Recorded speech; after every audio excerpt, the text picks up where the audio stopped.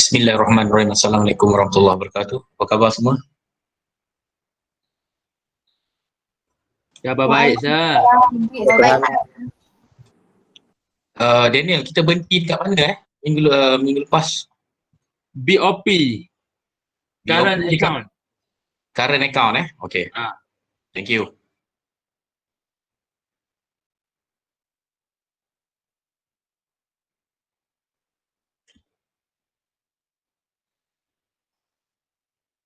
Mana yang lain-lain ni tak masuk ke?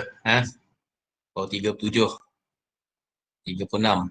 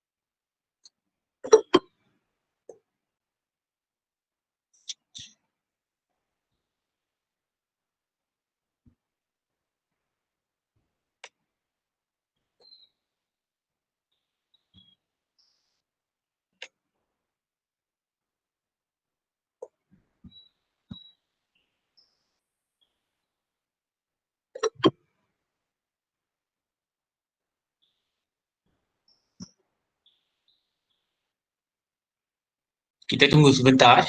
Dalam seminit lagi saya mulakan. Sekejap, Baik, saya Sir. tunggu 4 minit. Okey, boleh Sir.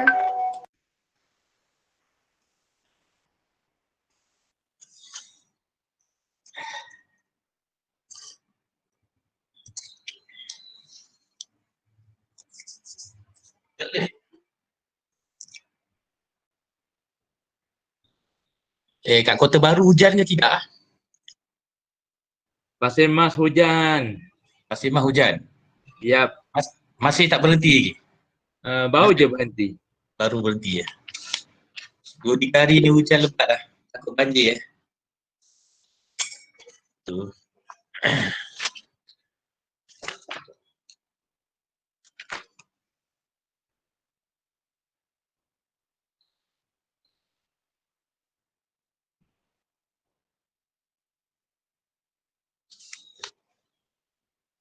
Okay.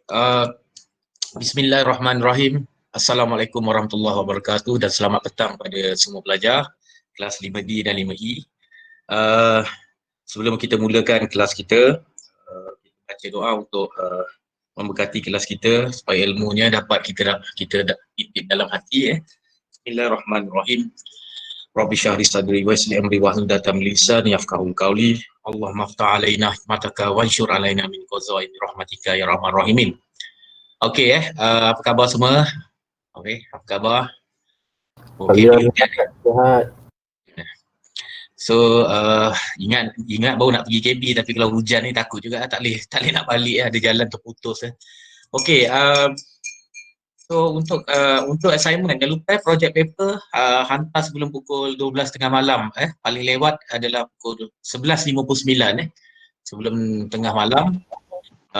Make sure that you send it before that maknanya dia kalau turn in late seperti yang saya katakan bahawa saya tak terima yang kalau lewat okey. Sir, nak tanya? Ya boleh. Ketua sahaja ke semua orang kena hantar setiap hari? Ketua saja. Okey Sir, noted. Tidak perlu semua. Tapi untuk presentation yang video tu, okey, hantar personally. Nanti saya akan compilekan. Kalau kata kamu Filipin, contohnya kamu ambil negara Filipina, saya akan compilekan untuk Filipin punya group tu. Biar saya yang buat tu. So untuk presentation hantar seorang satu. Mana kamu punya video kamu hantar. Pasal ni adalah markah individu. Manakala untuk project paper adalah markah berkumpulan, hanya ketua kumpulan saja yang hantar. Pastikan bahawa ada semua nama ahli kumpulan dalam tu lah. Okay. Make sure hantar sebelum pukul 11.59. Kalau kata ni kejarlah masa tu. Dah 2 bulan bagi tu, lama dah tu. Okay. Alright. So untuk assignment, kita check dulu assignment. Saya tak pasti sama ada assignment kamu semua dah hantar belum. Untuk assignment pada minggu lepas tu, yang weekly assignment pada hari Ahad lepas patut hantar. Sekejap, saya check dulu untuk kelas E. Saya tak ada.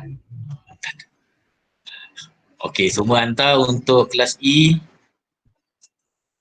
Untuk kelas ni saya tak sempat nak tengok. Saya tak sempat nak tengok. Ya. Untuk kelas D lah. Ada seorang. Apa tu? Oh, Wan Azhar hantar kat sini pula. Tak apa kat sini ni. Okey, tak apa, semua hantar. Alright. Okey, ada beberapa pengumuman sikit Okey, berkenaan dengan kamu punya Google Classroom. Kalau tengok kat sini, saya ambil contoh kelas D Okey, saya ambil contoh kelas D. Alright, saya telah masukkan nota untuk chapter 5 ni dalam kamu punya Google Classroom. Saya dah masukkan. Chapter 6 saya dah masukkan tajuk je. Chapter 6 so far saya masukkan tajuk sahaja Sebab chapter 6 ni dia banyak pengiraan juga.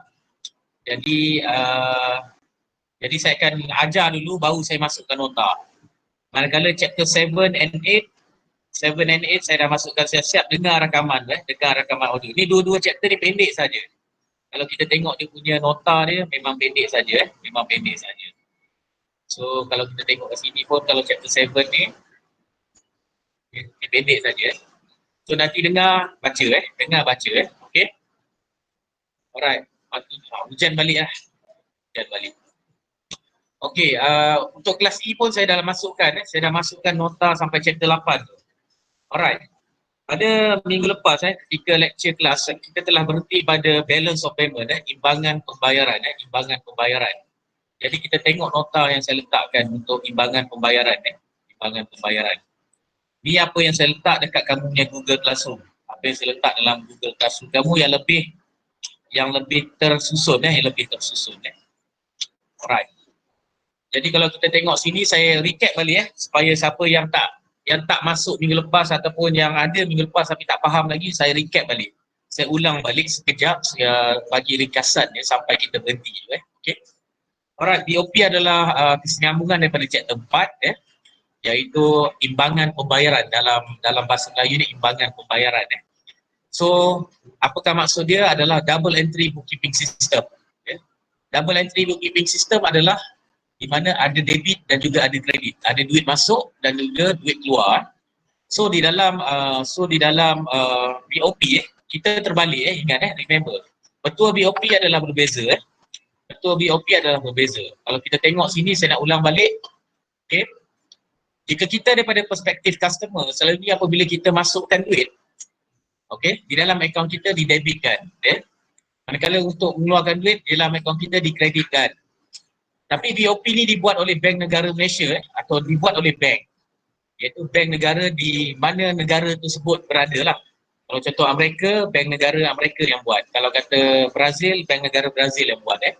Dalam konteks ini kalau bank di Malaysia, Bank Negara Malaysia yang buat. Jadi bila daripada perspektif bank, apabila kamu masukkan duit dekat akaun di bank, okay, dia akan dikreditkan. Jadi nilai dia positif value okey. Apabila kita keluarkan duit jadi kita kreditkan duit dalam akaun kita, di dalam BOP ataupun di dalam BOP dia bermaksud didebitkan.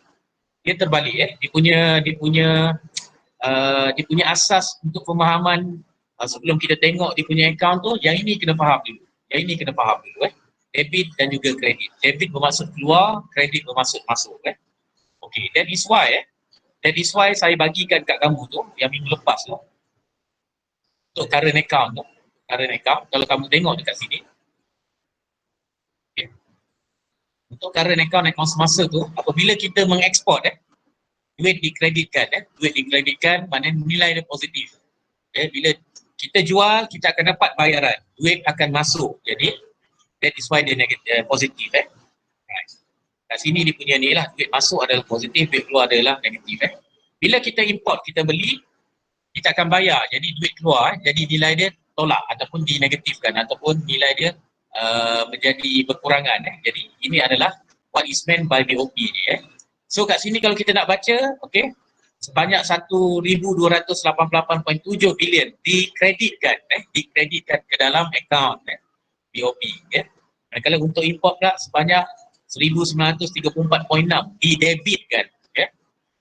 Make sure that you remember this. Ini adalah asas. Kalau tidak, you takkan faham. Kalau keluar dalam soalan, you akan salah lah. Pasal kalau pemahaman yang ini tak dapat, kesemuanya jadi salah nanti. Kesemuanya jadi salah. Alright. Jadi kita sambung balik. Dekat nota tu. Okay. Jadi dalam apakah yang direkodkan? Dia rekodkan segala ekonomi, urus niaga ekonomi di antara siapa? Di antara penduduk di negara kita dengan penduduk di negara luar. Maksudnya kalau kita beli dan juga kita jual kepada orang lain, akan direkodkan. Duit yang masuk dan dikeluarkan akan melalui bank negara dan direkodkan di dalam BOP. Jadi kenapa BOP penting? Ya ini saya ada masukkan benda baru. Di dalam nota kamu yang minggu lepas tak ada. So tengok ini, tengok ni. BOP ni menjadi tools ataupun alat untuk kita lihat, pertama sekali adalah kita lihat negara yang berpotensi untuk kita melabur. Nombor satu. Nombor dua, kita tengok adakah polisi-polisi baru diperkenalkan oleh bank negara di negara tersebut, kita boleh tengok. Yang keempat, yang ketiga adalah kita boleh tengok jumlah reserve atau simpanan negara tersebut atau simpanan negara kita tinggal berapa, aku banyak lagi tinggal. Dan juga nombor empat adalah kita boleh tengok juga apabila daripada BOP ni sama ada kita nak bagi pinjaman kepada negara tersebut ataupun tidak. Jadi empat ni selalu ditanya dalam final exam selalunya. Kalau kata yang dulu-dulu ditanya dalam final exam. Alright. Itu adalah sikit sebanyak tentang BOP, double entry bookkeeping system yang merekodkan segala ekonomi, urus niaga ekonomi di antara penduduk di negara kita dan juga penduduk di negara luar di seluruh dunia. Okay. BOP dibuat pada setiap tahun. Dia bukan 5 tahun sekali, bukan 10 tahun sekali. Dia dibuat setiap tahun. Maknanya 2019 ada, 2020 belum habis lagi, mungkin masuk 2021 akan ada dikeluarkan oleh bank negara. Okay. Ini recap saja, ini recap. Jadi kita tengok, minggu lepas kita dah belajar tentang the first component dia, iaitu current account. Di dalam BOP ada 4 account utama, four major components of account. Pertama adalah current account. Okay.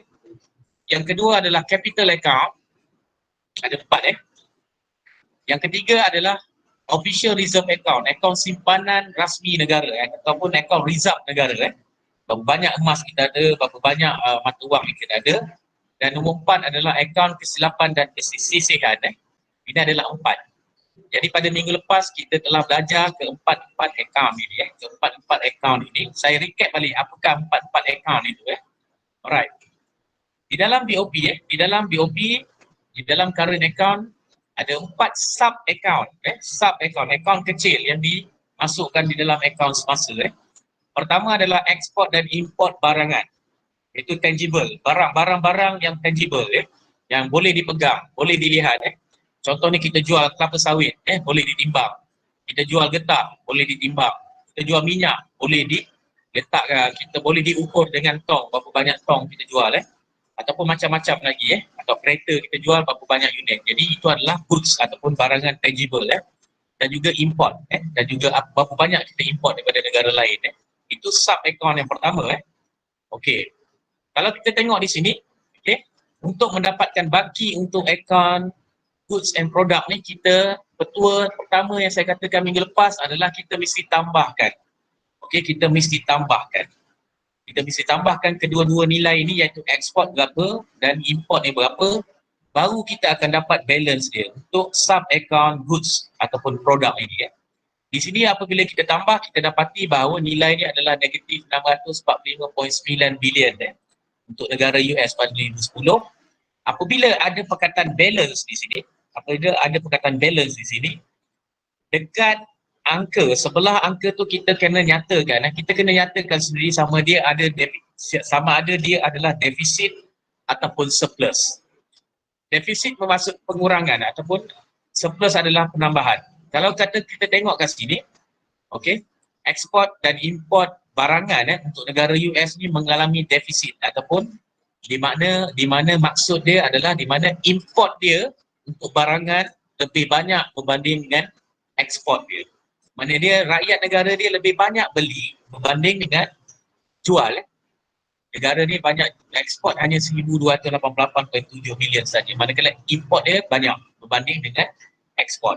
Itu cara kita baca dia. Alright. Untuk perkhidmatan tak? Perkhidmatan ni contoh dia adalah barang-barangan yang tidak boleh dilihat dengan mata kasar. Contoh dia adalah khidmat nasihat dari segi perundangan. Lawyer dia pergi jadi peguam untuk memberikan khidmat peguam kepada orang lain, kepada negara ataupun penduduk negara lain, ataupun khidmat kewangan, ataupun khidmat ataupun pelancongan, okey, consultation. Jadi kat sini saya dah letak dah apa maksud dia kat sini. Okey. Apakah maksud dekat import of service ni? Tourism, consulting service, financial consultancy, legal consultancy. Saya dah letakkan. Okey. Sama juga dengan yang saya terangkan untuk goods ataupun tangible, untuk tangible product atau barangan yang nampak. Servis juga dia ada ekspor, dia ada import. Jadi itu imbangkan dia, kita mesti tambah. Mesti tambah. Dia punya formula adalah kita tambahkan untuk dapat baki dia. So dapat baki dia balance of services. Jadi kat sini kita nampak 145.9. Bila nilai dia positif, kita panggil sebagai surplus. Okay, nilai positif kita panggil sebagai surplus. Di mana, okay, mereka ni mengeksport lebih banyak services berbanding dengan mengimport services. Okay. Sub-account yang ketiga adalah pendapatan daripada pelaburan. Pendapatan daripada pelaburan. Kalau kat sini kita tengok apakah maksud pendapatan daripada segi pelaburan ni. Contoh dia adalah interest, faedah yang dapat daripada pelaburan. Profit, keuntungan yang dapat daripada pelaburan dan juga dividen yang dapat daripada pelaburan. Jadi dimasukkan juga di dalam current account ini. Okey. Jadi kalau kita tengok di sini pun sama juga. Bila kita receive, bila kita terima duit, confirm kat sini adalah positif. Bila kita membayar duit, kat sini nilai dia negatif pasal duit keluar. Untuk mendapatkan baki dia juga, kita akan dapatkan baki untuk investment income ni kita tambahkan juga. So kat sini ni, okey, ada sini hari tu saya suruh kamu tulis sama ada dia adalah surplus ataupun defisit. Kalau kita tengok kat sini, plus, tanda plus, mana dia surplus, surplus. Okey, kat sini tuliskan dalam kurungan surplus. Okey. Yang seterusnya adalah unilateral transfer. Unilateral transfer ni maksud dia apa? Adalah sebarang hadiah. Sebarang hadiah yang diterima ataupun diberi kepada negara lain. Okay. Contoh dia adalah bantuan kewangan apabila berlakunya malapetaka alam. Contoh dia seperti gempa bumi, banjir yang besar, tsunami dan juga ribut. Jadi apabila rakyat negara luar ataupun negara kita mengalami masalah ni, ada negara akan menderma atau memberikan bantuan kewangan. Jadi kita masukkan juga ni di dalam unilateral transfer. Okay. Contoh dia adalah seperti tabung kemanusiaan Palestin, tabung Rohingya, tabung kemanusiaan Syria. Ini semua adalah rakyat negara kita, okay, mengumpul duit. Kumpul duit dalam satu tabung, kita bagi pada yang ditujukan itu. Okay, rakyat-rakyatnya yang memerlukan. Jadi dekat unilateral transfer ni ada dua. Ada dua. Yang pertama adalah inward, yang kedua adalah outward. So inward dan outward ni, okay. Alright. Inward dan outward ni adalah bermaksud bila in, contoh dia in adalah duit masuk. Hadiah atau bantuan atau derma yang diterima daripada negara lain. Bila inward, okay, inward gift, duit tu masuk ke dalam. Jadi diterima. Kalau out, okay, yang diberikan kepada. Mana dia dikeluar, duit tu keluar ke negara lain. Itu maksud dia inward dan juga outward gift. Jadi kalau kita nak tengok mana satu inward, mana satu outward, kita tengoklah dekat nilai positif, sama ada nilai positif atau negatif di sini. Jika dilihat di sini, tiga contoh saya bagi kat sini, contoh 363.9 contoh dia. Mana dia positif, mana dia adalah bantuan ataupun hadiah ataupun donation yang diterima masuk ke dalam negara kita. Kalau untuk outward pula, kalau kata negatif 500, maknanya dia hadiah atau bantuan atau derma yang rakyat negara kita ni atau kerajaan negara kita beri kepada negara yang lain. Ini maksud dia. Okey. Okey. Jadi dalam kamu punya nota tu, okey. Saya telah letakkan kat sini negatif 1361. Ini net Tapi dalam latihan nanti saya akan bagi satu latihan, saya akan buat yang lengkap punya daripada atas sampai bawah. Okey. Jadi kat sini dia outward gift lebih banyak berbanding dengan inward gift Alright. Jadi ini adalah current account Alright. Bagaimana kita nak dapatkan balance yang besar untuk current account? Kita kena tambahkan ke semua balance yang ada di dalam kolom yang kedua. Ni first column, ni second column, ni third column. Ingat kolom yang pertama, kolom yang kedua, kolom yang ketiga. Kita kena tambahkan negatif 645.9, 145.9, 165.2 dan juga 136.1. Ini silap kat sini iaitu. Okey. So kita kena letakkan balance setiap components tu di kolom yang ketiga. Ingat kenapa kolom yang ketiga? Kita belum sampai lagi tahap tu, kita lagi akan tahulah kenapa diletakkan ke kolom yang ketiga, bukan kolom yang kedua. Kalau kolom yang kedua kamu akan confuse nanti Alright. Apabila dah dapat jumlah, kita tambahkan semua tu, kita akan dapat sama ada nilai dia positif ataupun negatif di sini. Apabila negatif kat sini, letaklah defisit. Sebab ada perkataan balance di sini. So jadi, ini adalah defisit. Kalau kata di kat sini positif, sini adalah surplus. Alright, itu adalah recap pada minggu lepas. Itu adalah recap pada minggu lepas. Alright. Jadi kita akan pergi pada capital account. Kita akan pergi pada capital account. Apakah itu capital account? Alright. Komponen yang kedua di dalam balance of payment, imbangan pembayaran selepas daripada current account adalah account capital ataupun account pelaburan. Nama lain dia adalah account pelaburan slash account modal. Capital bermaksud modal. Ini yang kita belum belajar. Ini saya tunjukkan lah. Ini saya tunjukkan untuk hari ini sampai untuk habiskan semua. Sir. Ya. Ada yang tak payah masuk ke sir? Ada lagi?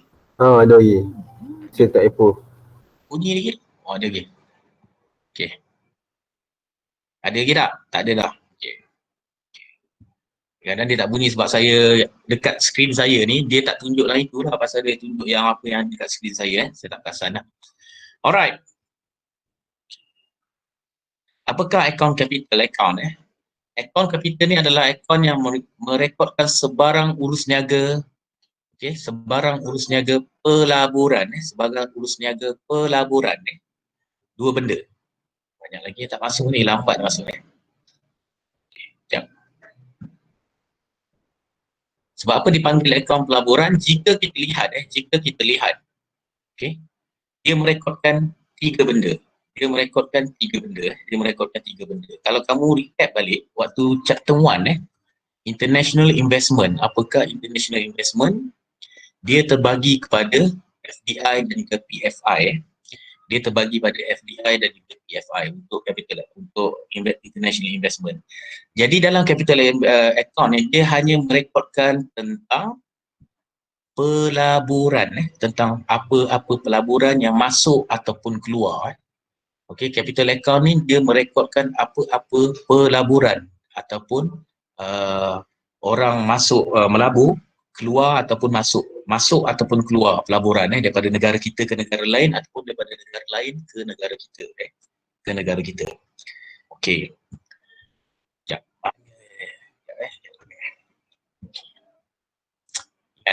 So kita tengok kat sini. Dalam chapter 1, kita ada FDI dan juga PFI. Kat sini ada portfolio investment. Portfolio investment. Dia rekodkan tentang portfolio investment. Itu satu pelaburan.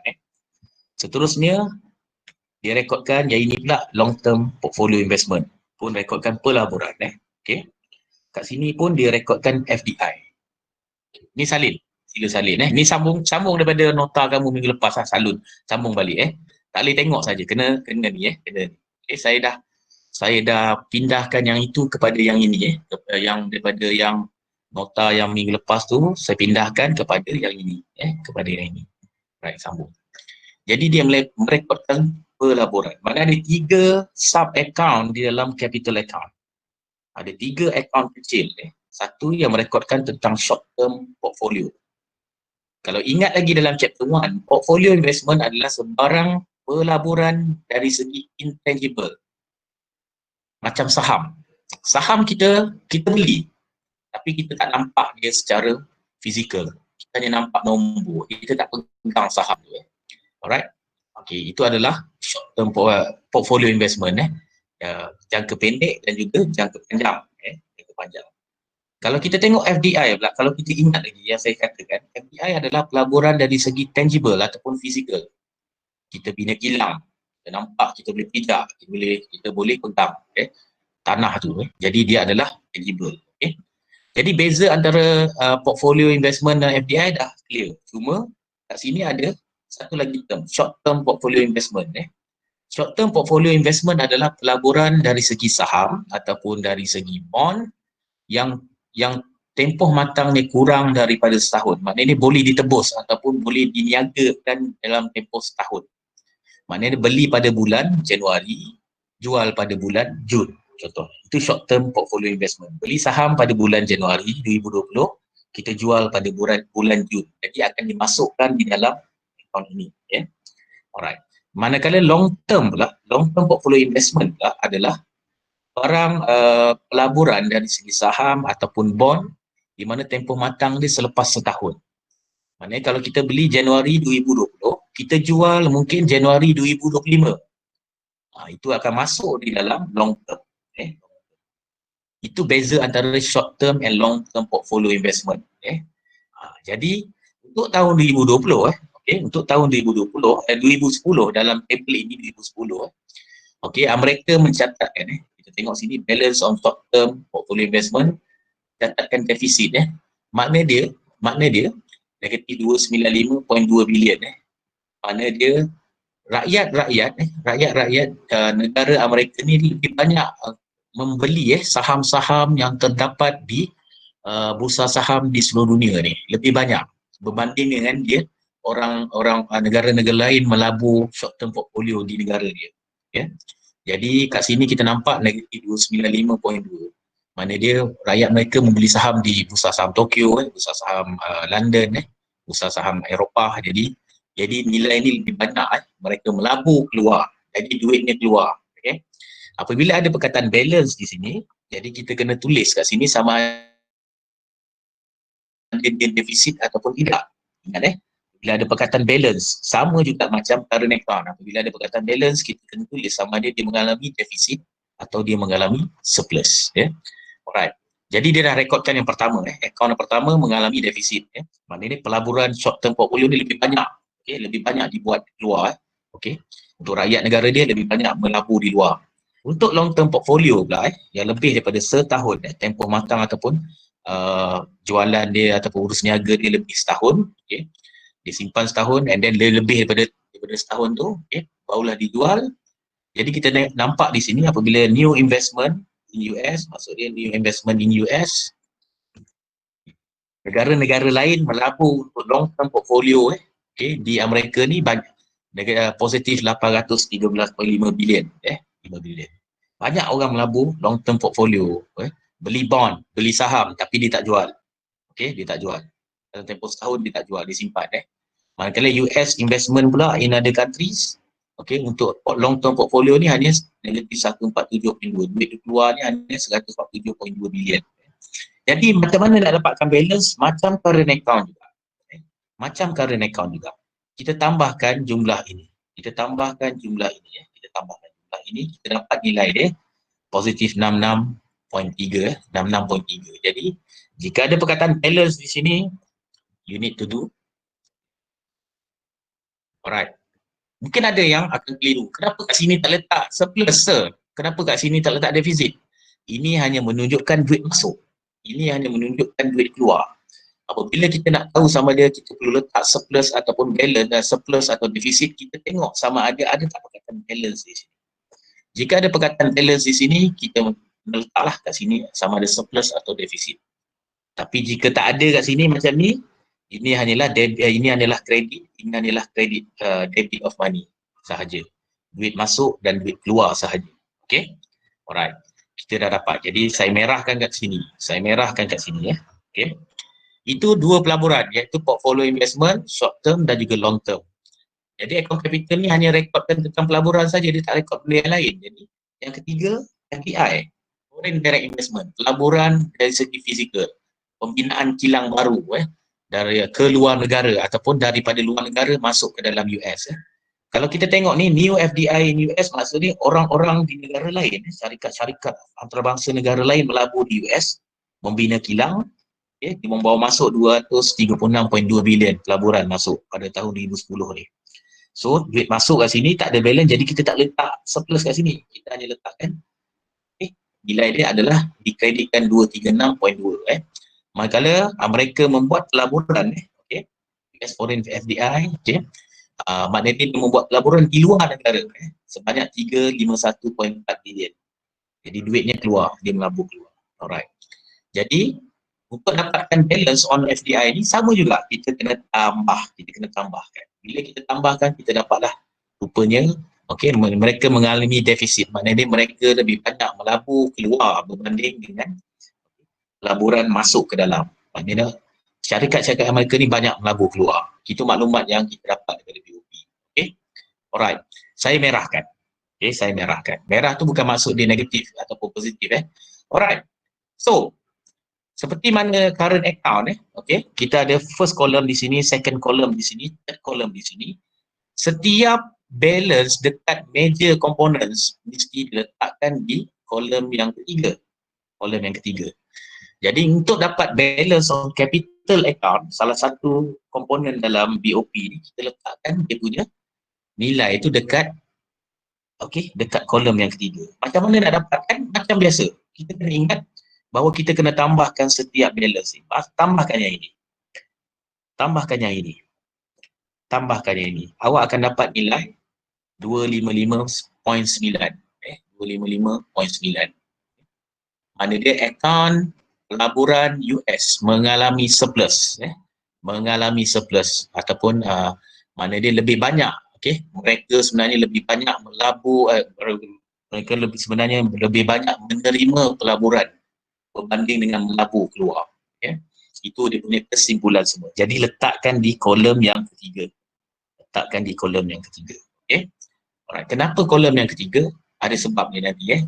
Kita akan ada satu topik lagi sikit bawah ni dinamakan formula to balance. Kalau kita tak ikut dia punya kolom ni, jadi kita tak boleh nak balancekan dia. Alright. Jadi dah dapat.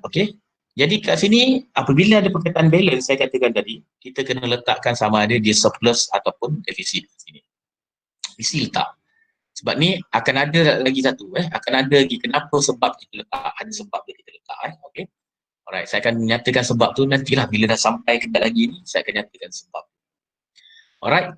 So far boleh faham ataupun tidak? Untuk capital account. Boleh Sangat faham. Boleh. Sangat faham. Sangat faham. Okey, faham So dalam capital account, dia hanya merekodkan pelaburan masuk, pelaburan keluar. Dua pelaburan, portfolio dan juga FDI sahaja. Tak ada export import dalam ni Tak ada gift, ada apa-apa kat dalam ni kecuali pelaburan. Right. Itu adalah capital account. So nota dia, capital account yang lengkap adalah kat sini. Saya berikan dia punya term dia, definition of term untuk short term portfolio ni. Maturity less 1 year less untuk short term. Dia ni have greater than 1 year. Stock bonds and other financial instrument macam ada financial instrument ni saya dah pasti. Kalau kamu finance, saya tak ingat finance. Ada banyak instrumen kewangan selain pada stock bonds. Kamu belajar.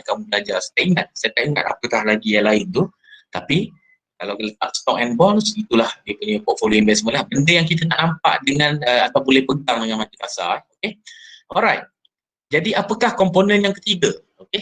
Komponen yang ketiga dalam BOP pula adalah official reserve account. Yang kita panggilkan sebagai account simpanan ataupun account reserve negara.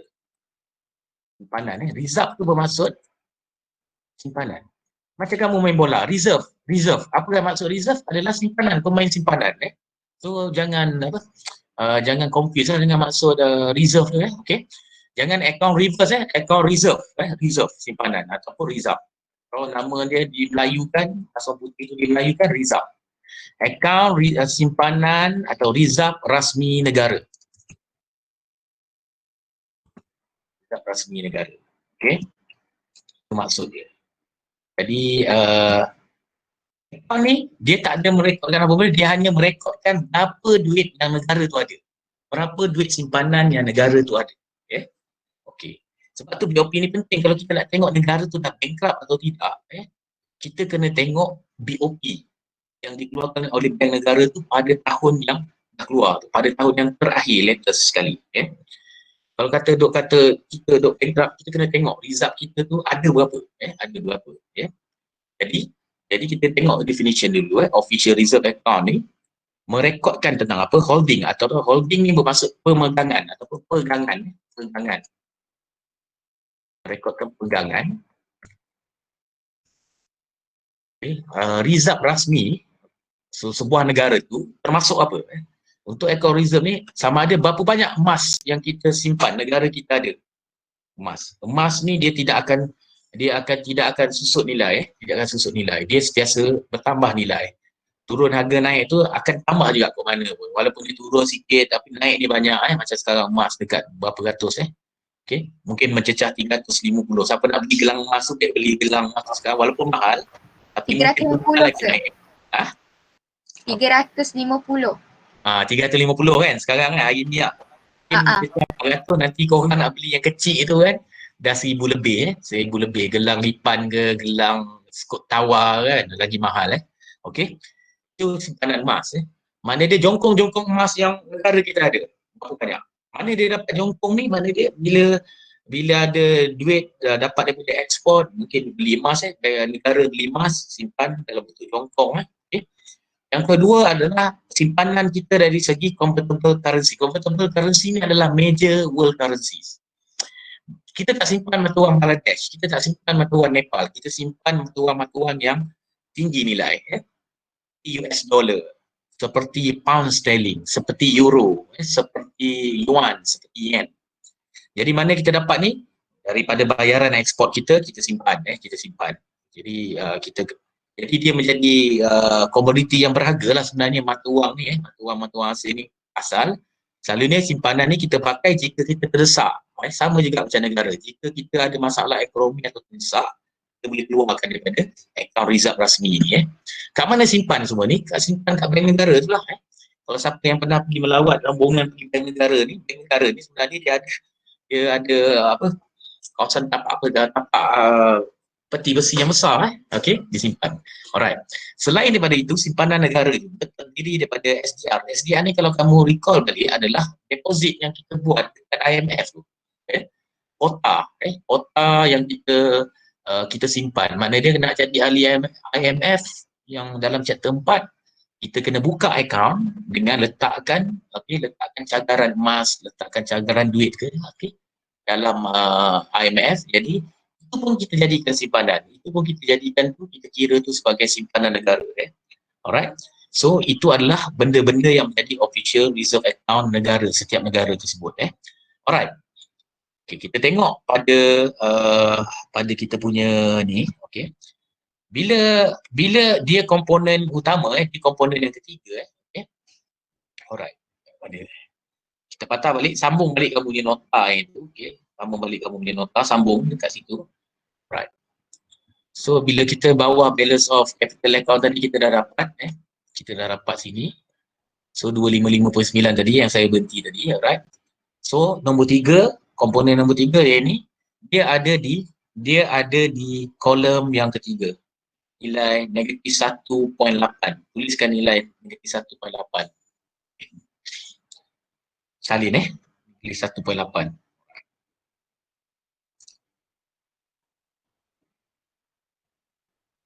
Dengar boleh kan? Buat dulu. Okey.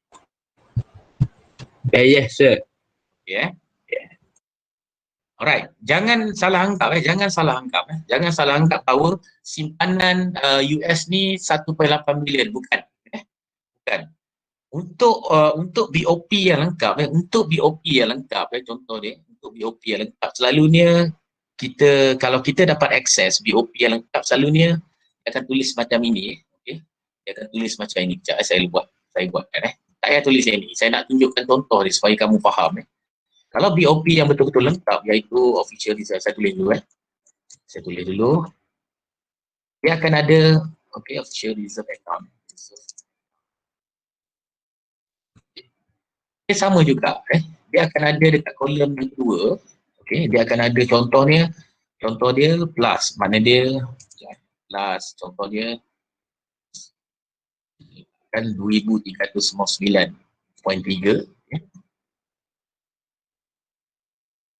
Series of account. Right.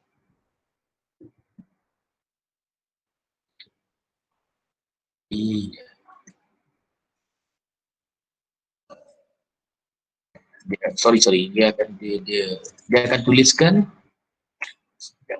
dia punya total in, macam ni total in 2010 kan, okey, 2009. Saya akan tulis macam ni, total in 2009 2. Alright, dia akan tunjukkan jumlah simpanan keseluruhan dia. Alright, lepas tu dekat yang ketiga tu baru dia tuliskan negatif 1.8 dekat negatif 1.8 macam yang tadi tu, negatif 1.8. Kalau kata official reserve account yang betul-betul, dia akan tunjukkan jumlah keseluruhan dia.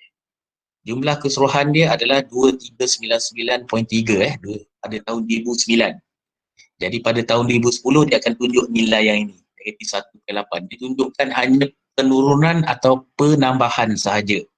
Okey, itu kalau yang lengkap. Okey. Tapi dalam versi buku teks kita, ini saya ambil daripada buku teks yang edition ke berapa, dia hanya tunjukkan hanya pengurangan atau penambahan saja. Dia tak tunjukkan jumlah keseluruhan kat sini. Okey. Jadi tak apa. Kalau nak belajar benda tu, kena belajar waktu degree nanti, dia akan tunjukkan keseluruhan. Dia ringkaskan, dia hanya tunjuk penurunan saja. Kat sini dia hanya tunjuk penurunan 1.8, negatif 1.8. Apakah maksud negatif 1.8 bilion? Okay. Jadi sebelum kita pergi tu, maknanya kat sini kita tak tahu jumlah official reserve account untuk negara US ni, pasal dia tak tunjuk.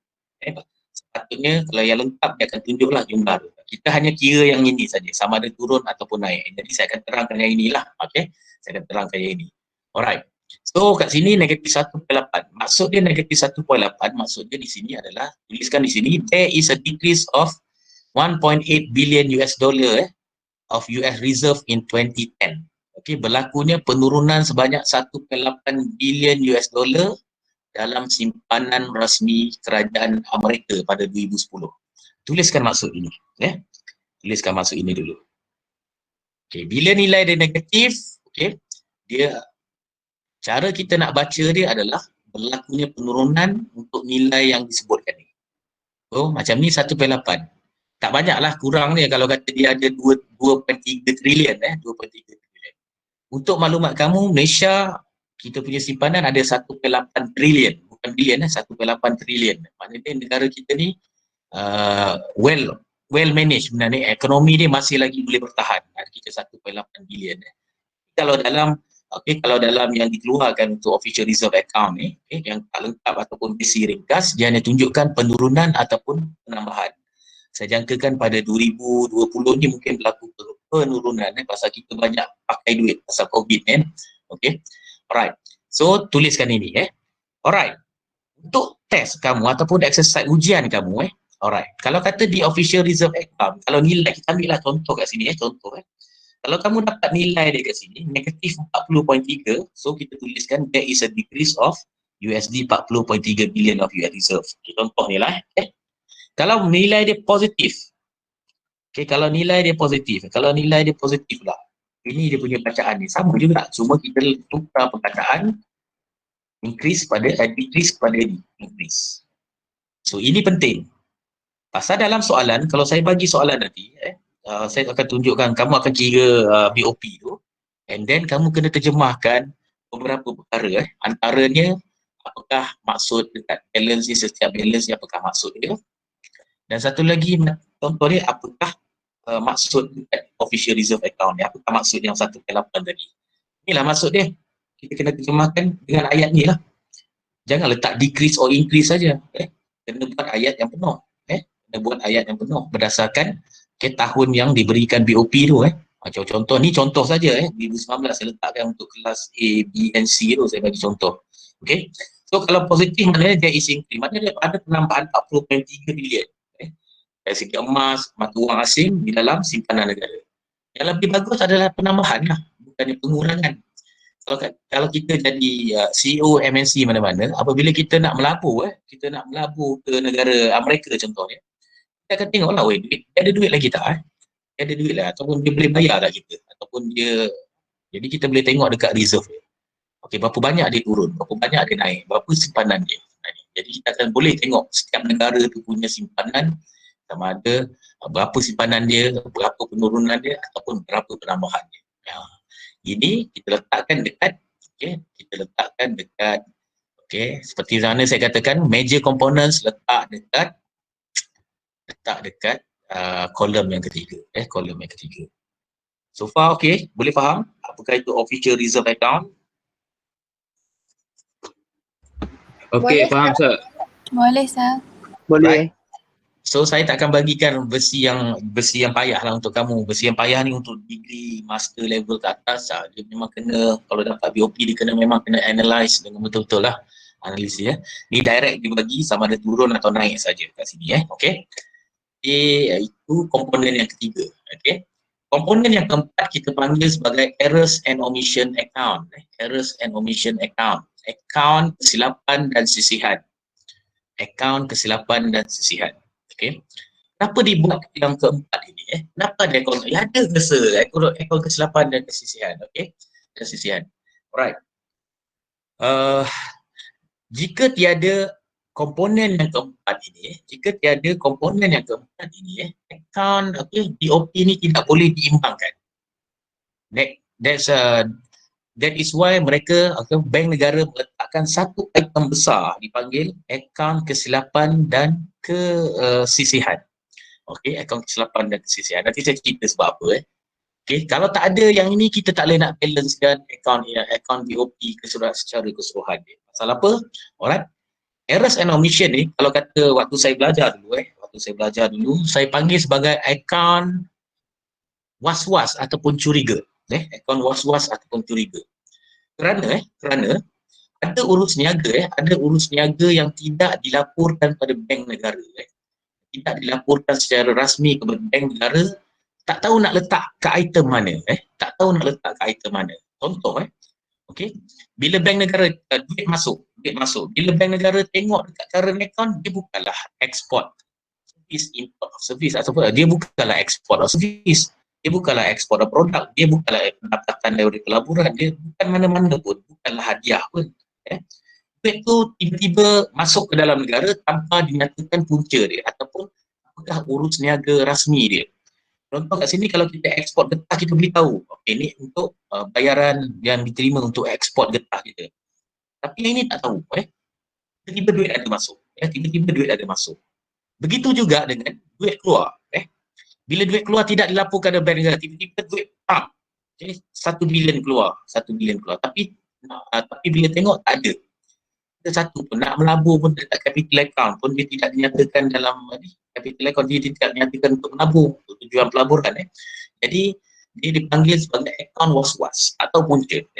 Jadi bank negara terpaksa buat account ini kerana duit ni ada, tapi punca dia tak tahu. Punca dia tak tahu. Duit ni ada tapi punca dia tak tahu. Sebab apa terjadi begini? Dua sebab. Satu adalah sebab daripada kegiatan jenayah. Bila kegiatan jenayah, kalau let's say you are drug dealers, awak adalah tokan dadah terbesar, takkan nak pergi masukkan duit dan beritahu ini adalah hasil daripada pendapatan jual dadah. Dia takkan lapor kan? Dia takkan lapor. Kena tangkaplah kalau dia lapor. Masuk terus. Dia masukkan terus. Dia tak beritahu tujuan dia untuk apa. Ataupun dikeluarkan, dihantar terus ke luar negara, dia tak beritahu tujuan apa. Satu kegiatan jenayah seperti penyeludupan dana, penyeludupan orang, penyeludupan barangan, smuggling, smuggling barang-barangan yang dimasuk melalui jalan haram dapat pendapatan masuk dalam bank, masuk dalam bank.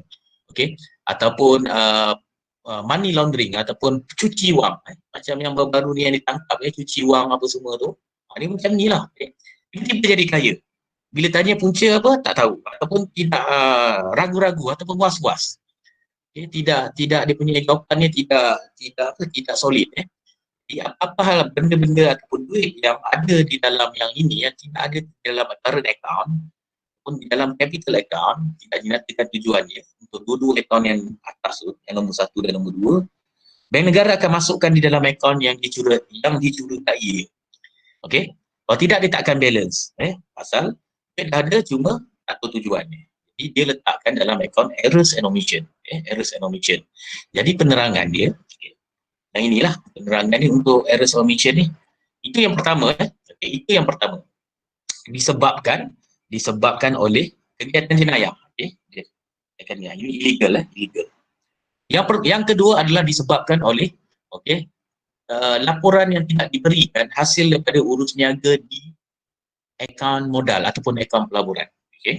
Ini dua sebab. Satu sebab jenayah, kenapa adanya akaun errors and omission ni. Satu lagi adalah sebab urus niaga di akaun pelaburan ataupun akaun modal.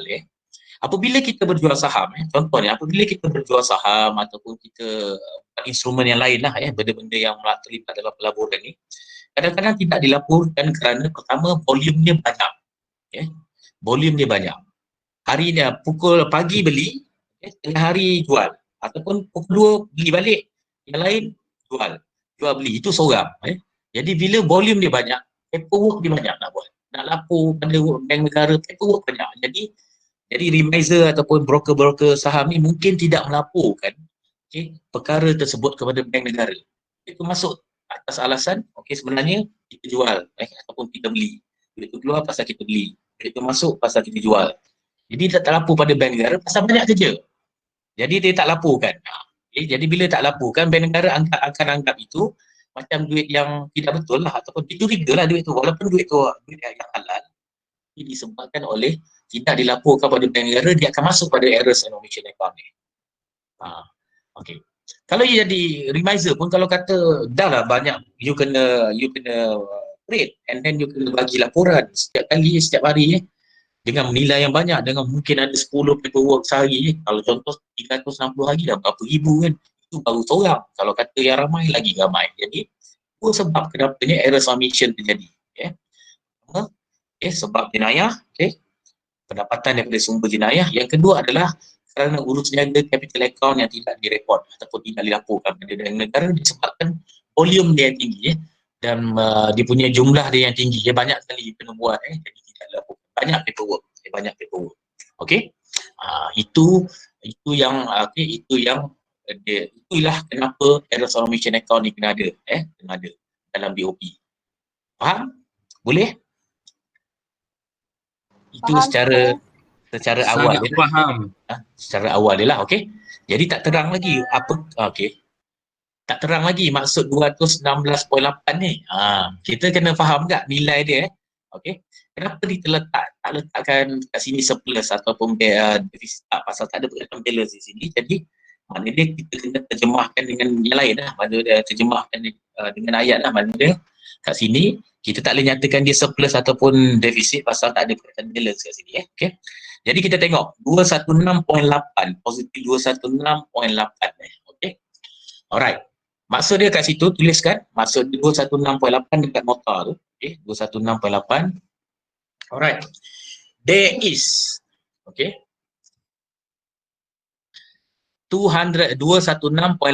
USD billion. There is USD 216.8 billion.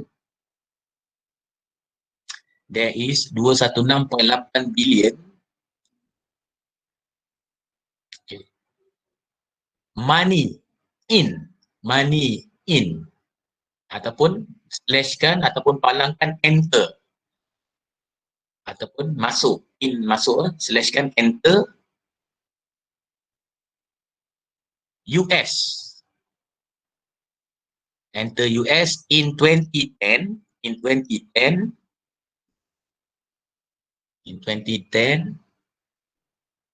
that is not reported, yang tidak dilaporkan, that is not reported, R-E-P-O-R-T-E-D, to US Central Bank, okay, to US Central Bank, sebanyak 216.8 bilion US dollar, okay, duit masuk yang tidak dilaporkan kepada Bank Negara Amerika pada 2010. Banyak ni 216.8 bilion. Mana dia Amerika ni, itu sebab dia sama ada jenayah banyak, jenayah duit hasil kegiatan jenayah tu banyak, ataupun pelaburan dia. Pelaburan dia banyak, okay? Pelaburan dia tidak laporkan pasal banyak pelaburan tu, dia banyak paperwork malah nak lapor. Itu dua sebab. Dua sebab. Alright. Kalau negatif pula, jika negatif, sama juga. Cuma perkataan in tu, money in ataupun enter tu jadikan kepada money out. Okay, money out that is not reported to US Central Bank in 2010. Kalau negatif nilai dia. Okay. Dia sama ada in ataupun out. In ataupun out. Ada soalan tak kat sini? Ada soalan tak? Sir, ulang balik yang negatif tadi. Negatif. Ayat dia sama, there is, contohnya there is USD 216.8 bilion money out, bukan money in. Money out that is not reported to US Central Bank. Ayat dia sama macam yang money in tu, cuma in slash enter tu tukar yang kat bawah tu, kalau negatif jadi out. OUT. OUT. Boleh? Boleh Dan? Boleh Alright. Okey, beres sir, beres. Jadi kod mana pun, nilai errors and omission ni kalau terlampau besar bahaya, kerana apabila kita sebagai CEO ataupun pelabur bila kita tengok nilai ni terlampau besar, maknanya dia bahaya ni dekat negara tersebut. Kita tak ambil US, kita ambil negara lain, bahaya negara ni pasal kegiatan jenayah ni mungkin banyak. Kegiatan jenayah ni mungkin banyak. Contoh dia macam kalau nak melabur di Brazil atau Colombia, tempat penghasilan dadah. Confirm dekat errors and omission ni rasanya trilion. Duit ada dalam bank tapi bukannya hasil ekspor, bukannya hasil donation, bukannya hasil pelaburan, tapi mungkin hasil daripada kegiatan jenayah. Jadi kita boleh nampak lah karakteristik of that country tu. Berdasarkan errors and omission ni boleh kita tengok ciri-ciri negara tu sama ada dia telus atau tidak. Jadi itu adalah errors and omission. Errors and omission. Jadi 3 komponen kita letakkan ke kolom yang ketiga. Kolom ketiga ingat penting. Kolom ketiga. Bukannya kolom kedua. Bahaya Nanti kita akan pergi pada satu topik seterusnya yang depan ni. Jadi kenapa kolom ketiga Alright. Satu lagi yang paling penting. Ini adalah paling penting. Ini dijadikan pedoman. Kod mana-mana pun dalam BOP adalah net balance atau baki bersih. Baki bersih. Untuk BOP the net balance must always be zero. Untuk setiap BOP dalam negara, di setiap negara di dunia, apabila mereka mengeluarkan BOP, net balance mereka mesti bersamaan dengan kosong. Bila bersamaan dengan kosong, itu maksud dia adalah akaun itu telah diimbangkan. Bila kita dapat nilai kosong, akaun itu diimbangkan. Jadi saya ulang balik, untuk setiap BOP compulsory, the balance is zero. Mesti wajib. Dia tak boleh negatif 1, dia tak boleh negatif 10, dia tak boleh negatif angka lain atau positif angka lain. Kalau dapat nilai lain daripada kosong, apabila you dapat soalan tu, you buat dapat bukan kosong, dapat contohnya negatif, something. Maknanya dia ada pengiraan kamu yang salah. Net balance must always be zero in BOP. Net balance must always be zero. Tak ada angka lain. Kalau buat angka lain tu ngangutlah. Remember itu adalah. Sebab apa kita akan balancekan, bila dibalancekan dia akan jadi kosong. Ingat So kalau kata dapat soalan, pedoman dia mesti letakkan net balance ni dulu. Kosong, mesti kosong. Kalau dapat benda yang lain, bukan BOP kamu, pengiraan kamu tu yang salah. Calculator kamu tu salah tekan. Bukannya disebabkan BOP. BOP mesti sentiasa kosong. Dia adalah formula dia. Disebabkan apa? Disebabkan apa? Kita akan pergi pada, kita akan pergi, kenapa net balance dia kosong? Kerana formula, alright? Kerana formula to balance BOP adalah kosong, persamaan kosong. Alright. Dalam nota yang minggu lepas, saya dah nyatakan beberapa chapter outline. Salah satu dia, apakah formula untuk mengimbangkan BOP ni? Untuk mengimbangkan BOP ni. Ini adalah formula dia. Balance on current account, balance on capital account, campur official reserve account, campur errors and omission account mesti bersamaan dengan kosong. Net balance must always be zero. Untuk kata-kata mudah dia, kalau tak ingatlah formula untuk balance BOP ni. Sebab itu kita belajar ni kena smart. Sebab apa saya suruh kamu letak dekat setiap major balance or major component dekat kolom yang ketiga. Kolom yang ketiga. Kita tengok yang current account, kolom yang ketiga. Alright. Kalau kamu tak ingat macam mana nak balance kan, petua dia adalah kamu campurkan apa yang ada dekat kolom ketiga. That is why saya suruh letakkan dekat kolom ketiga, betul tak? 470. Ambil kalkulator sekarang, negatif 470.9. Semua yang berada di kolom yang ketiga, campurkan dengan 255.9. Campurkan dengan negatif 1.8. Campurkan dengan positif 216.8. Akan dapatlah nilai kosong. Kalau terdesak, apa benda, campurkan yang kolom yang ketiga. Cuma angka yang ada dalam kolom yang ketiga, campurkan. 4, ada 4 tu kan? Campurkan, mesti dapat kosong. InsyaAllah kamu akan dapat jawapan dia. Betul atau tidak? Dapat? Betul. Kosong. Kosong Betul, Yep. sir. Kosong. Ingat jika tak ingat sangat formula ni mudah je. Cuma campur bersamaan dengan kosong. Nak dapatkan nilai dia, campurkan kolom yang ketiga. Ini adalah dia punya formula to balance. Sebab itulah kenapa letak dekat, kena hati-hati bila buat ni, pastikan kolom yang kedua dan kolom yang ketiga tu pastikan jangan campur aduk kan. Campur aduk kan, takkan dapatlah nilai kosong tu. Takkan dapatlah nilai kosong. Dia akan jadi jawapan yang lain jawapan yang lain. Hujan balik dah. Kena cakap kuat pula dah, hujan. Any question regarding of that? Sir, Ada soalan? Ya.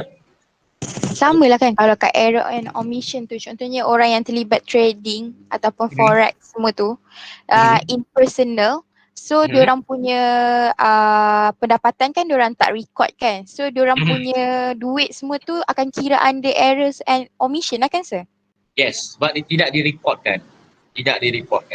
Duit ada dalam bank, tapi atas item apa tak tahu. Dia kena ingat atas item apa. Kalau dia tak ada dalam item sub account, current account. Satu lagi bila check dia tak ada dalam item capital account, sub account, capital account. Jadi dia akan letakkan dalam errors and omission lah. Pasal ini kita panggil account curiga, account was-was. Yang was-was punca dia, kenapa ada duit tu masuk, kenapa duit tu keluar. Okay. Alright. So, boleh faham kot? I hope you understand. Jelas. Faham. Ya. Faham sir. Benda yang mudah saya bagi saya lah benda ni insyaAllah bila dah buat assignment ataupun assignment saya akan bagi dalam minggu ni, dia akan faham lah. Okay, dia totally okay, kita faham. Maknanya kita akan faham insyaAllah. Cuma dengan kena rajin lah tu je, kena rajin baca, kena rajin dengar balik, kena rajin tengok nota tu balik. Okay. Alright. So kita tengok yang ini dulu. So saya dah nyatakan, saya dah ajar. Yang pertama adalah definition of balance of payment, double entry bookkeeping system tadi kan. Okey dah, yang minggu lepas pun saya ajar. Components of balance of payment ada 4 current, capital, official reserve dan juga errors and omission dah ada. Formula to balance saya dah bagi tadi. Saya dah bagi tadi, balance of current account campur balance of capital account campur official reserve account campur dengan errors and omission account. Ada term use in balance of payment. Ni belum lagi. The importance of balance of payment. Saya ada bagi dekat nota saya. The importance tu tadi. Yang awal-awal tadi yang saya tambahkan untuk minggu lepas tak ada. Ni the importance adalah. Okay. Mana tadi? Relationship between current account and capital account. Belum lagi So dua belum lagi. So kita akan pergi pada relationship between current account and capital account. Apakah hubungan antara account semasa dan account pelaburan? Alright. Dalam balance of payment, dia ada satu pedoman yang unik, pedoman yang unik. Kita panggil tips yang unik. Okey. Untuk kita tahu sama ada jawapan kita betul ataupun tidak, Alright. Jadi kita kena tengok yang ini, iaitu the relationship between current account and capital account. So kita tengok apakah hubungan antara current account and capital account. Relationship between current account and capital account in every BOP. Di setiap BOP adalah inverse ataupun inverse relationship ataupun kita panggil sebagai opposite relationship. It means that, apa maksud inverse ni? Ingat perkataan inverse jangan tulis reverse. Reverse salah. Dia mesti perkataan inverse. Ini bukan reverse kereta. Ini adalah inverse. Iaitu nama lain dia adalah opposite relationship. Okay. If balance of current account is surplus, jika balance dekat current account adalah surplus, the balance of capital account, this must be deficit. Istilah deficit. Hubungan dia adalah berlawanan. Jika balance dekat current account kita kira dapat surplus. Okay. Kita dah tahu dah bahawa bila kita kira balance of capital account tadi mestilah berlawanan dengan surplus, iaitu deficit. Okay. Nanti saya buktikan. Ataupun if balance of current account is deficit pula. Jika dekat current account kita deficit, balance of capital account must be surplus. Dia berlawanan. Tak percaya tengok kat sini. Tak percaya tengok contoh balance of payment yang saya bagikan pada kamu. That is why saya suruh kamu tulis perkataan deficit. Ada sebab. Bukan saja letak perkataan deficit kat situ. Pasal kita nak check pedoman kita sama ada kita dah buat semua ni betul atau tidak. Okay. So kat sini kita dah kira dapat deficit kat sini. Dekat balance on current account yang kita kira deficit. Maknanya dia sebelum kita kira capital account, jawapan dia mestilah surplus. Kalau dapat lain daripada itu salah. Betul tak surplus? Dia surplus. Nampak sini balance of capital account yang capital account pula surplus. So apa yang saya katakan sebagai pedoman So apabila kamu kira kat sini current account dulu, kamu dapat nilai dia surplus kat sini. Sematkan dalam hati supaya apabila kamu kira capital account, jawapan dia mestilah defisit. Dia berlawanan. Jadi ada dua benda yang boleh membuatkan kita mengsemak kitanya jawapan betul atau tidak. Pertama adalah bila kita tambahkan semua net balance-nya mesti bersamaan kosong. Itu semakan yang pertama. Kalau tak dapat kosong, kiraan kita salah. Penyemakan ataupun tip pedoman kita yang kedua adalah apabila current account kita dapat defisit dan capital account kita dapat surplus. Mana dia? Betul. Itu semakan yang kedua. Jika kita dapat nombor 1 dan nombor 2 ni menepati, insyaAllah jawapan kita betul. InsyaAllah jawapan kita betul. Ingat tu dia punya pedoman. Jadi relationship dia mesti berlawanan. Yang ini tak boleh defisit sama dengan defisit dekat balance of capital account. Dia mesti berlawanan. Yang dipanggil sebagai inverse relationship. I-N-V-E-R-S-E. Inverse relationship. Understand kat situ guys? Boleh faham kat situ? Yes. Faham saya? Faham. Itu adalah pedoman Ingat. Benda ni mudah. Benda BOP ni sebenarnya nak buat jangan takut. Kita buat dulu. Kita buat dulu. Pastikan dua benda ni kita ingat. Kita ingat. Satu, bila kita balance kan mesti dapat kosong. Yang kedua, Yang inilah inverse relationship ni. Kalau tak ada inverse relationship, salah. Mesti salah. Adalah kamu kena semak balik. Ambil calculator tu semak satu-satu balik. Okay. Alright. Jadi, kita dah settle yang relationship between current account dan capital account. Kita tengok definition of terms. Okay, untuk nota ni, untuk yang ni, definition of term dalam BOP ni saya letak dah dalam nota ni. Apakah maksud BOP dah letakkan? Contoh lagi, apakah maksud contohnya kat sini. Okay. Contoh dia maksud unilateral transfer, perkataan-perkataan khas. Definition of term, tema-tema khas. Saya dah letakkan apa? Ni maksud di unilateral transfers. Apakah maksud inward gift? Saya dah letakkan. Apakah maksud outward gift? Saya dah letakkan. Right? Jadi saya letakkan apakah maksud short term portfolio? Saya letakkan. Definition of term tu sebenarnya saya letakkan dalam nota tu terus. Saya malas nak type. Saya letakkan direct lah. Okay? So long term portfolio investment tu apa? Official reserve account tu apa? Jadi saya letakkan. Convertible currency ni apa? Ini adalah tema-tema khas yang yang mungkin kita tak boleh nak tengok, kita tengok kamus tak faham. Dia ada maksud-maksud khas dia. Okay. Alright, SDR ni apa? SDR ni adalah kita punya kota dekat ataupun reserve position dekat IMF. Deposit yang kita letak dekat IMF. Flight capital tu apa? Flight capital ni macam money laundering pendapatan daripada hasil yang tak baik. Tak baik tu kita masukkan dalam bank. Cuci wang. Cuci wang. Okay. Itu adalah macam-macam saya letakkan. Okay.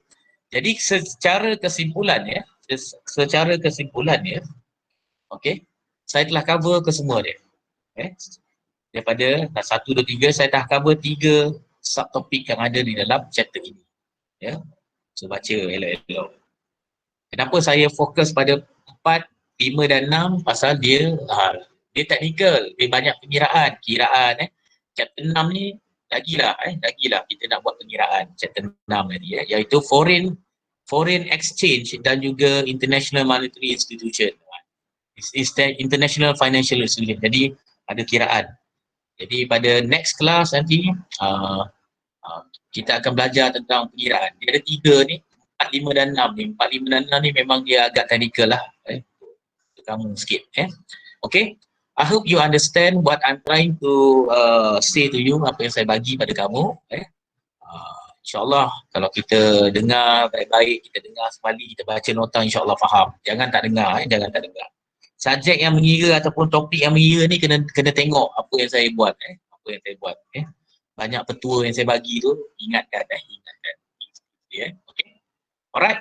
So saya buka soalan pada kamu semua, apa benda nak cakap, nak tanya ke apa ke, ada soalan ke? Ada soalan guys? Tak ada, sir. Tak ada. Faham tak ni kamu ni? Tak ada sir, jelas sangat. Okay. Alright, ingat pada minggu depan, saya akan buat quiz. Kan? Dalam 17 hingga 24 tu, quiznya 2 tarikh. Maybe pada hari Ahad kot. Saya akan buat quiz 1 hingga 5. Quiz ni ada dalam kita punya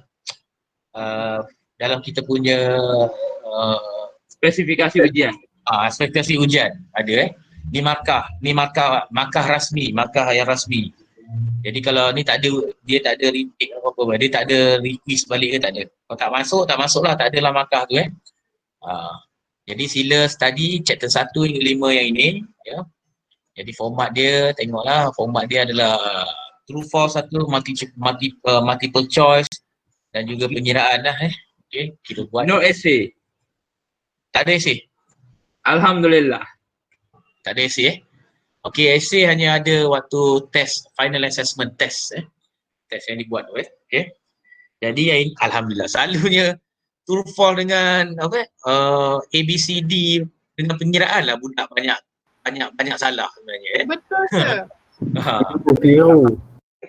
Sebab pertama kamu kejar masa kamu kena kejar masa.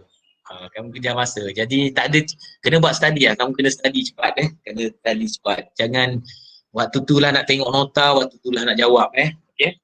At least kena buka dan study dulu siap-siap nanti waktu quiz nanti at least kamu tahulah ni chapter berapa jangan baru tu nak cari ni chapter berapa kan. Okay. chapter 1, 2, 3, 4, 5 Chapter 1 yang asas dia, chapter 2 tu pengiraan. Kalau pengiraan dia dalam pengiraan cukai ad valorem, spesifik dan juga compound. Untuk chapter 3 tu pengiraannya kalau kata absolute advantage, comparative advantage Alright. Untuk chapter 4 tu pengiraan mata wang, okay. Gold standard, gold standard dan juga US dollar gold standard. Okay, dan chapter ni tentang BOP Pengiraan ada banyak lah tu So make sure you score lah untuk quiz ni Jangan tunggu orang jawab, oi bagi kat aku, oi bagi kat aku Okay. Buat buat. Untuk ni buat alright. So itu saja kot pada hari ini So itu saja kot pada hari ini. Jangan malas-malas jangan malas-malas. Untuk chapter 6 apa? Attendance kejap.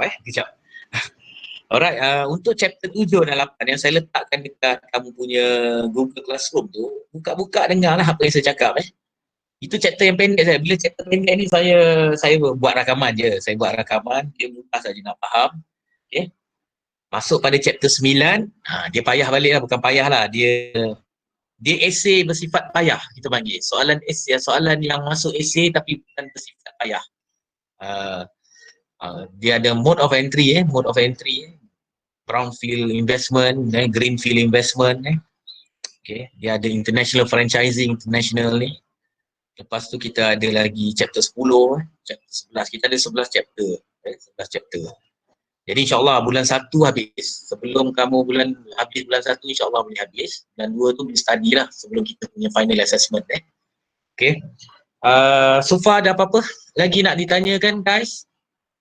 Jangan keluar dulu. Apa-apa hal jangan keluar dulu Saya belum bagi lagi attendance, so saya tak bagi. Ada soalan sambil-sambil tu? Saya letakkan dekat chat.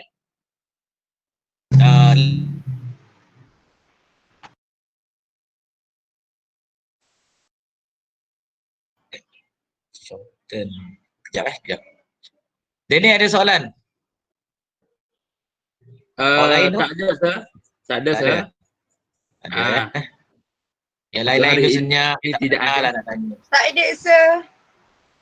Faham. Putri Akasha tanya, quiz waktu kelas waktu kelas Quiz tu waktu petang tu. Kalau buat hari Ahad tu, waktu petang. Masa, tapi yelah waktu petang tu start. Contohnya kalau kelas E dia start pukul 2 lah. So, kelas E, kelas pukul 2 lah dia start Nanti saya beritahu lagi, saya buat sekali hari Ahad untuk kelas D. Hari Ahad untuk kelas D pukul 2 hingga 3 ada kelas tak? Ada HR. Oh ada HR Ini untuk kelas, ini attendance kelas apa ya? Tapi saya rasa boleh je kalau nak buat sekali sebab madam biasanya bagi link YouTube je. Clear, kelas E. Okay. Nanti saya beritahu nanti Okay, ini untuk kelas E dulu. Kelas E, sila masuk Google Form tu. Google Form attendance dan isi. Kat sini ni, dekat saya punya chat ni. Chat ni. Masuk dulu. Kelas D jangan pandai-pandai letak dulu. Tunggu dulu Okay. Okay. Alright. So tak ada masalah lah kalau saya buat serentak 3 jam. Saya bagi 3 jam. Saya bukan buat sejam. Saya bagi 3 jam untuk buat. Ataupun 2 jam setengah. Antara 2 tengok soalan. So hantar sebelum mungkin dalam 4:30 atau pukul 5 lah untuk quiz tu. Jadi freekan diri kamu pada hari Ahad ini. Jangan nak pergi kerja lah, cuti lah kan. Apa benda lah macam-macam lah kan. Nak pergi jadi grab food ke hantar waktu tu, tolong reject. Buat kerja waktu tu buat kerja ataupun buat quiz waktu tu. Jangan main-main dengan quiz ni sikit-sikit ni nanti fail nanti kalau kata tak buat Dan jangan ambil mudah soalan dia walaupun true false, multiple choice dan juga pengiraan, jangan ambil mudah. Okay. Untuk kelas D pula attendance kelas D. Okay. Apa soalan lagi? Ada apa-apa soalan lagi dekat ni? The Only Juna ada soalan? Tak ada sir, jelas. Faham. Ya, faham. Okey, kalau faham baguslah Penerangan Nanti sir support. paling jelas. Nanti sufur tu letaklah 555 semua. Boleh sir, tak ada hal. Jujur, tak ada hal. Ya. Alright, so boleh saya nak tutup link, pastikan isi lah ni. Dia dah tengok berapa orang isi. Jangan saya dah tutup link dah, sir. Saya dah tutup link dah tak sempat buat. Okey jangan lupa hantar sebelum pukul 12.59 untuk 11.59 untuk project paper, study untuk quiz study untuk quiz, dan kita akan sambung chapter yang ke-6 pada hari Khamis minggu depan lepas tu kita akan sambung chapter ke-9 lepas tu pada minggu depan lagi satu masuk dekat bulan-bulan akhir bulan ni. So, InsyaAllah habis semua sebelum habis bulan 1 lah, bulan 31 Januari tu habis semua Okay, right. Sekian wabillahi taufiq wal hidayah. Assalamualaikum warahmatullahi wabarakatuh. Okay. So you welcome Ayatul Ahmad, saya Dati Hanun. Okay, welcome. Okay. So kita jumpa pada minggu depan insya-Allah Sekian wabillahi taufiq wal hidayah. Assalamualaikum. Thank you sir. Terima kasih sir. Thank you all. Thank you sir. Okay, welcome. Bye.